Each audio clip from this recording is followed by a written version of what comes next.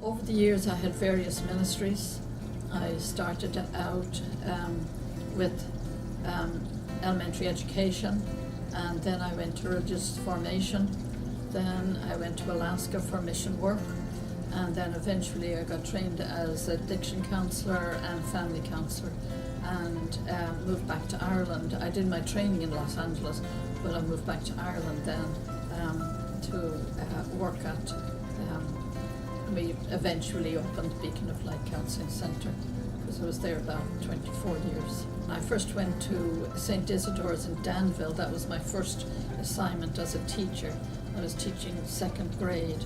There was a brand new school, 4 of us were opening, and I was there 4 years, so we went up a grade each year, and really I learned an awful lot. The people were wonderful, and the children were very disciplined and ready to learn, so it was an easy enough task. And then when I went for a year of study, and when I finished that, I was assigned to St. Stephen's Indian Mission, and I went to the 4th grade, and I was in the 4th grade until that was in '66. I went to Wyoming. I was there till '70. One of the most interesting things was we started fundraising and taking the children off the reservation for experiences. And we would take them down to Denver. The Jesuits had a retreat house down there.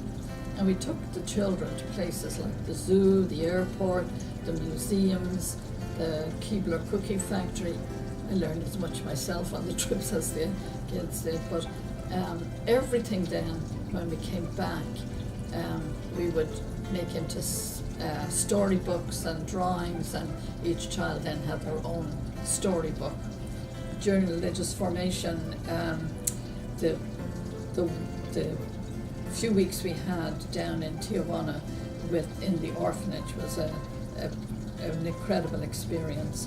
I worked with little babies to 2-year-olds, and we'd start out at 6 in the morning, and every baby got a bath, and while the baby was being bathed, somebody else would change and wash the crib from top to bottom, and then the baby was put into a nice clean crib with a bottle. So by the time we get all the babies washed, then we were ready to start changing their diapers, and then by the time we got all the diapers on, they were ready for another bottle. So it was a very the day, and then the youngsters that were ready enough to get potty trained, then it was their turn to get fed by a spoon, and so we went from one thing to another. But it was an experience that I would love to kind of have done again. Everybody really learned a lot from that. After formation, I went to Alaska, and in Alaska I was in mission work. I was only there 4 years, but I learned a lot, and then I went from Alaska to Ireland. But in Alaska, I had already started working with some of the people in addictions, and in Wyoming, I had also worked a little bit with addictions. I always had kind of an interest in trying to understand the people who were caught into addictions. I asked to do training in marriage, family and child therapy and addictions, and I came back to Los Angeles for 2 years to study that. So I went back to the same addiction centre, and I was there for a few more years. Then I went down to Dublin. I started volunteering with Sister Carmel Earls, who had just started the Carline Project, which was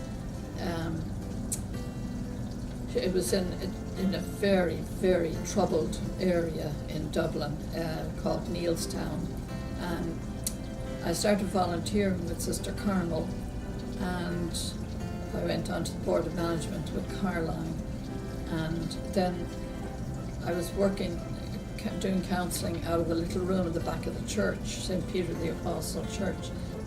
In 2010, the Sisters of St. Francis that were living in the 2 houses that the community owned next door to where Beacon of Light was, sisters were moving on because they couldn't manage the houses. They were getting older and needed to move on. So the community offered us to purchase the houses, which the Board of Management was absolutely delighted with. So that was a real boost to us. We were able to knock the houses into each other. So now we had 12 counselling rooms, and we had 2 of them were fully equipped for child therapy, and 1 was totally equipped for the disabled.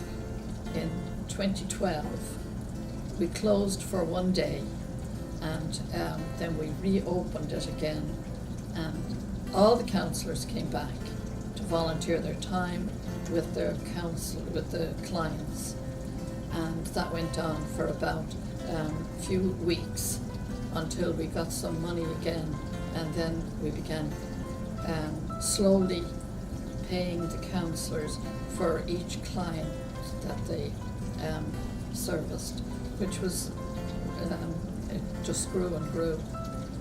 In 2014, I took chronically ill, and I never went back.